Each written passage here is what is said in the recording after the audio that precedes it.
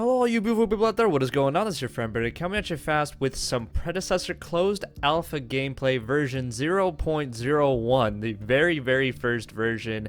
And I'm coming at you fast with my honest opinion about what I think about the closed alpha so far. I've taken a lot of time. I wrote down all my points to make sure I wouldn't leave out the major ones. There might be some minor ones that I left out, but I just wanted to write everything down and give you guys all of it, truthfully and honestly, no bullshit and all that. Okay? Ready? It's ass. Nah, April Fools. Just kidding. Before I begin, I want to remind you guys that this is a closed alpha and not a full game. It's quite surprising to me how many people still don't comprehend that. All of the bugs that I found, I reported them to Omida Studios already, and they're aware of them. But this video is specifically to share my thoughts with you guys about how the game feels and what I think would be useful changes to the mechanics and the gameplay. And considering that it's a closed alpha, really, maybe it's better to call it an open test instead. But I'm not a big game design person. Obviously, I don't really know the ins and outs of the terminology or anything. So, to me, it just feels like a good idea. I just think in general it was a good idea to do this. I know there's some back and forth, but in general I think it was a good idea to release a closed alpha like this to even like I don't know how many people got it. I really don't. But even if it's only, let's say, just a concept number, like 100 people, right? Even if it's 100 people, that's still better than the 6 that are at Omida Studios, right? So having 100 people play it instead of just 6 people play it will really speed up the process of finding all the bugs and issues, and it will help Omida Studios get to work sooner on fixing these bugs and issues. So I'm really glad to be a part of this, and I think it was a good idea all in all, even though I do have a lot of negative opinions about this. But I hope that my criticism is constructive to everyone over at Omida Studios, and I hope you guys can get a better sense of the game after hearing my honest opinions about it. Honestly, first things first, I didn't think it was going to be as good as it was. You guys have to remember that this team has only worked on it for 9 months, and at most they have 6 members. Alright, it didn't start off with 6 members. I think it started off with even less than that, and then people slowly added on. 9 months, I mean, this is, I'm walking around, I'm shooting minions, I'm destroying towers, I'm killing people. Yeah, there's tons of bugs, but 9 months? Jesus, dude, like, this is a lot of progress, honestly. Like, this is more than I anticipated. I mean, the map is gorgeous. Like, it's really incredible. I can't even fathom, you think about how long it takes for games to be made, right? For example, let's take Borderlands 3 because I love Borderlands, and Borderlands 3 just got recently announced. Borderlands 2 was in 2012. Borderlands 3 finally got a trailer today, 7 years later. That's Gearbox. Obviously, Borderlands 3 is a really big game, but that's Gearbox. Like, they got a lot of people over there, right? They got way more than 6 people working over there, and it took them 7 years to make that game, right? I'm not saying it's going to take 7 years to make Predecessor, but it takes a really long-ass time to make games fully and all the way through, and I'm just saying it's impressive what they managed to do. It exceeded my expectations on launch, but like I said, there's a lot of bugs and there's still a long way to go, and they will be updating the servers and the version of the game as time progresses, and I will be testing each newer version, and I hope to see many of these changes implemented at some point. And honestly, even if they're not, this is just for constructive criticism to help inspire. Sorry to Smokey and friends. So that was a really long intro, but still part of my honest opinion, so I don't even know if you count that as an intro anymore. But let's move on to the good. Let's start with the good stuff that I really liked. First, the movement is fluid and at a good speed. Okay, I really liked it. I am a strong proponent for not having travel mode. I know a lot of people like travel mode, especially a lot of legacy heads. I don't think travel mode is a good idea, especially with that route being implemented, because it just left for some really boring and obnoxious leapfrog mechanics that I'm not going to get into in this game, in this video. But it felt good. Rotation times felt punishing, and if you left your lane too long, it felt like, oh no, the minions are actually going to, run up on my tower. I shouldn't be rotating for so long. I shouldn't be backing in the shot for so long because my lane's getting pushed right now. I need to get back. So that felt good. Also, maybe it could have possibly been because the minions were really strong. There's a lot of variables, but I'm just going off of my own feelings here, my own opinions here. I know I'm more of a fact over feelings kind of guy, but I'm just going to how the game felt, really. That's the best that I can tell you guys.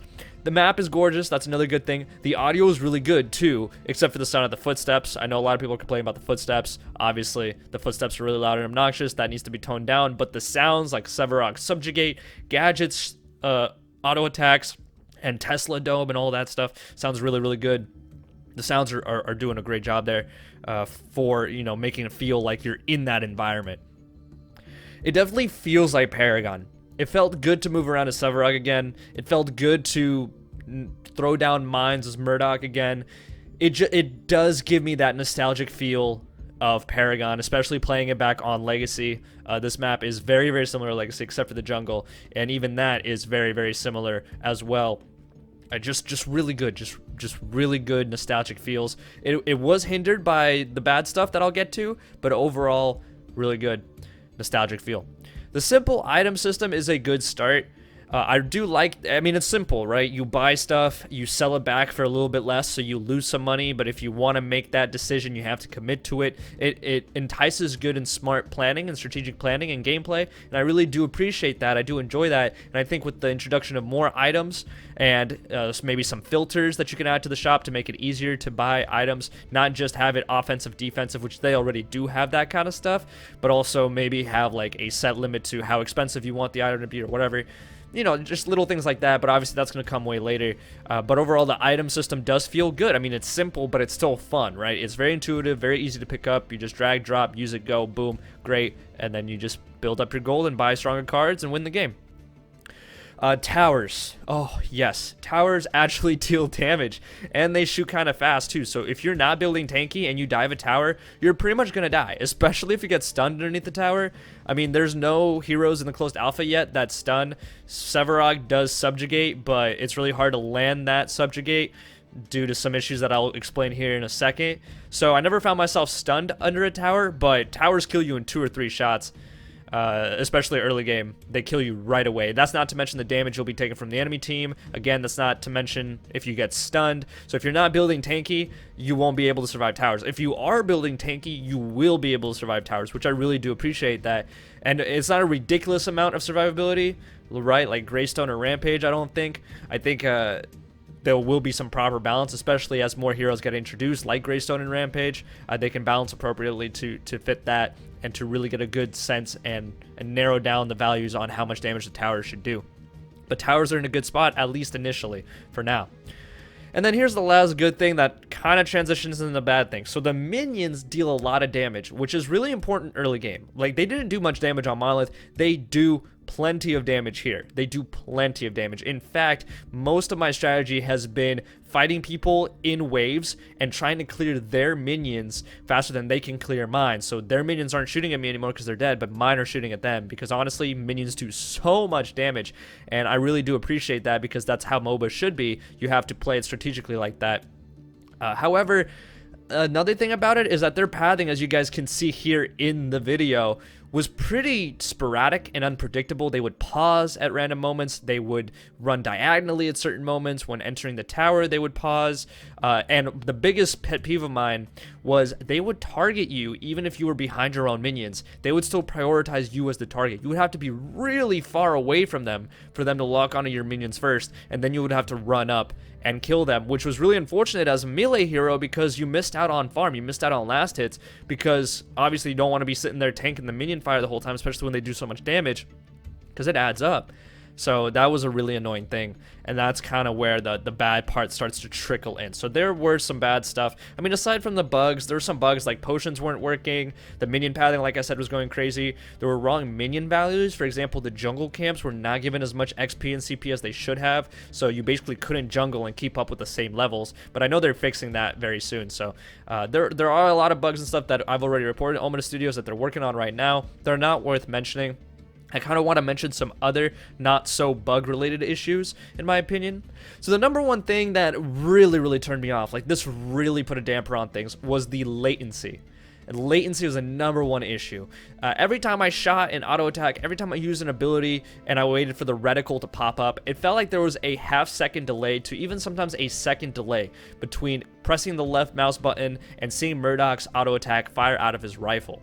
Now, this, how I was told, has something to do with the software that they used to program the game. I think it's called Blueprints. I'm not a big software engineering kind of guy, so I can't really tell you guys the specifics, the details on that. But all I know is that there was a delay and every single person was experiencing it. And it was really hard to enjoy the game because of that, right? It's like you're not in control of your own body. I know a second delay, half a second delay doesn't seem like much, but in a game like Paragon where you have to really, you know, aim well to be able to hit the heroes and time your abilities right to hit the heroes, it makes a really, really, really big difference. And it made me look way, way worse than I actually am, unfortunately.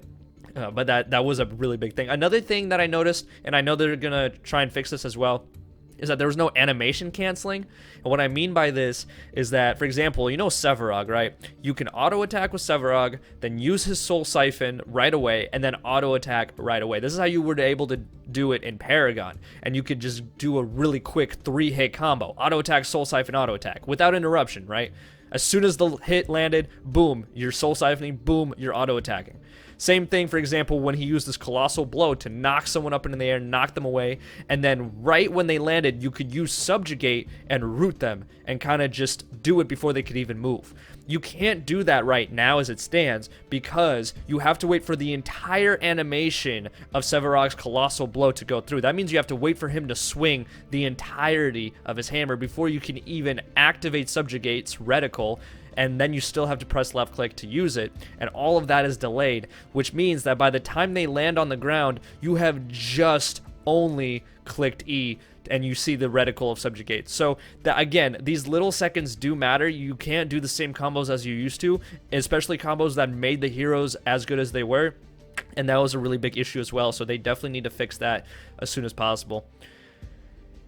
What else? Yeah, it just killed a lot of the vibe for me, man. That was really a big issue for everybody I know. Now, the next thing is the range for melee heroes was not good. You had to be in butt cheek kissing range, you know, no sus, right on the butt cheek, just to be able to do damage to them. It was redonkadonk, okay? It was really ridiculous. Ranged heroes definitely have a lot of what am I trying to say? Advantage. There we go. They have a lot of advantage here in this mode. I mean, as you guys saw right there, as Murdoch, I was able to shoot at range and back away without any penalties, because that's another thing that they don't have, is they do not have basic attack movement speed decline, a penalty. They don't have a basic movement speed penalty after you use your attacks, which is an issue. And that allows ranged heroes to really abuse melee heroes. Another thing about ranged heroes abusing melee heroes is that XP, not only CP, but XP is rewarded upon last hit.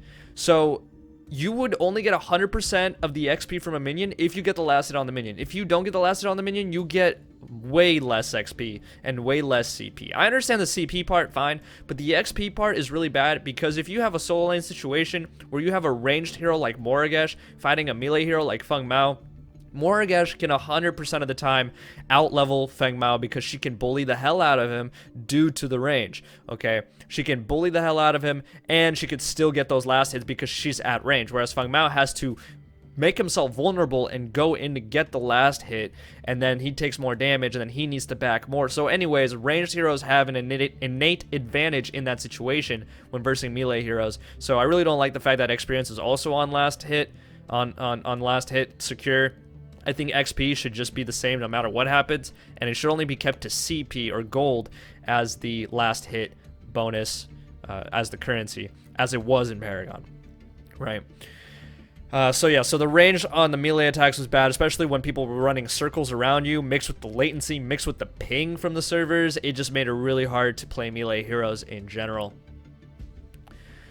And then highlighting targets. This is the last big one that really annoyed me. Highlighting the targets doesn't necessarily mean that they are in range. And again, someone who's played a lot of Sevarog and Feng Mao, this is really important for melee heroes. Because if you notice, when I have my reticle on the enemy, like the enemy Sevarog right there, you'll notice that his body is outlined in like this yellow outline, which means he's in range now. He's in range for me to hit him with my auto attack. But when it comes to melee heroes, this was not the case. I would be able to highlight them, and yet they were still out of range. And again, this goes back to the melee range being bad, but they were still out of range even when I have them highlighted, and I assume that if I highlighted someone, that means that they were in range, that I could do damage to them, you know, like what the heck. So that should probably be fixed. That's kind of false advertisement. There's no real range indicator like there was in Paragon. They had like the little arrow on the ground. Here, you kind of just have to go off of the highlighting, at least for now. So if that's the only thing we have for now, at least make it so that the highlighting is accurate as to when you're actually in range of the hero. And also, you know, there's a bunch of other little stuff like no health bar on minions. As you guys see right there, there's no health bars on minions unless you like look at them for a while. Sometimes there are, sometimes there aren't. It's just on and off, kind of weird, and a bunch of other little stuff right like that. But honestly, this was the majority of my gripes. These were the main issues that I had with the game. Of course, you know, the latency, the highlighting, the melee range, the lack of basic movement speed, penalty. It was just, you know, a lot of those things really killed my vibe while testing, but that's the whole point. Like, I'm not trying to play the game, and that's another thing I have to reiterate, guys, is that I'm not trying to play the game as a full game. I'm an alpha tester. I'm testing the game, trying to make sure that, you know, I'm trying to break it in as many ways as possible so that it breaks now and not later when it's supposed to be a full product. That's kind of the whole point of closed alphas. And of course, you know, the scoreboard, the minimap, they weren't working, but that's quite clear to see. That also affected the gameplay, but I'm not going to bitch about that because, of course, there's no point, right? You went in knowing. So these are just kind of suggestions. Some things I like, some things I didn't like. You take it as constructive criticism over to studios if you'd like. This is just kind of my general feeling, and I wanted to relay this info for you guys as well, my YouTube audience, because you guys deserve to know. I mean, you're part along this journey with me. You know, you're part of this journey alongside me. We got to do this together. We got to do this together every step of the way. I want to keep you guys informed. And yeah, just minions do a ridiculous amount of damage right there. Boom, look at that. Oof. Oh, and that's another thing. One more thing that I forgot to mention. When you take damage, there's no little oof. You know, there's no little oof sound, or like there's no screen shake, screen knockback that you took a little bit of damage there. There's only, you know, there's this flashing red thing, which is nice and dandy, and then there's a red flash that indicates from which direction you took damage, kind of like in Call of Duty, but there's no real oomph. And that's a really big deal because when you're focused in a team fight, you can't really tell what's going on. You can't really tell if you're taking damage or not unless you see that kind of feedback on your screen. And one more thing while I'm still at it, while I'm still in Savage mode here. The abilities, for example, Gadget's abilities, they were the same color. No matter if the enemy Gadget used her Tesla Dome or if your Gadget used her Tesla Dome, they were both blue. So this made it difficult for me while playing Gadget, which you guys could actually see in my previous Predecessor gameplay that I posted on my YouTube channel. While I was playing Gadget, there was a time where I died in the enemy Gadget's Tesla Dome because I thought that I put down my own Tesla Dome and I was going to stand in the middle of it as protection. But in reality, I was standing in the middle of the Gadget's ultimate because it was a blue dome. So that's another thing worth fixing for sure.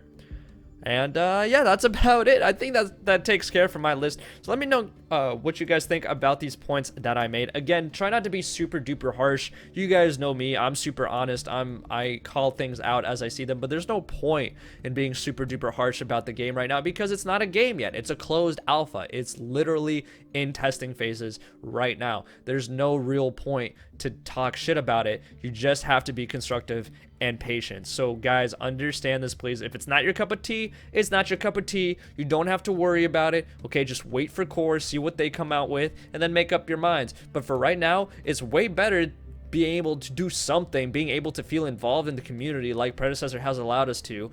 And it's just fantastic. It really is. And I'm really blessed to be a part of this. This is one of the coolest things that I've been a part of. I've never been a part of closed alpha testing before. And I've except for, I guess, Paragon, technically I wasn't a closed alpha, except I don't think it was testing. It was already a full-fledged game, basically, at that point. So, anyway, guys, what I'm trying to say is, don't knock it until you try it. I know it looks bad right now. It's supposed to look bad right now. It's gonna get better through time. Just stay patient, stick with me, and we're gonna have a great time no matter what happens, because I love you guys, and you guys are the best. Thank you so much for watching. Hopefully you enjoyed. If you did, drop a like, subscribe, all that good stuff. As always, make sure you have a wonderful day. Peace.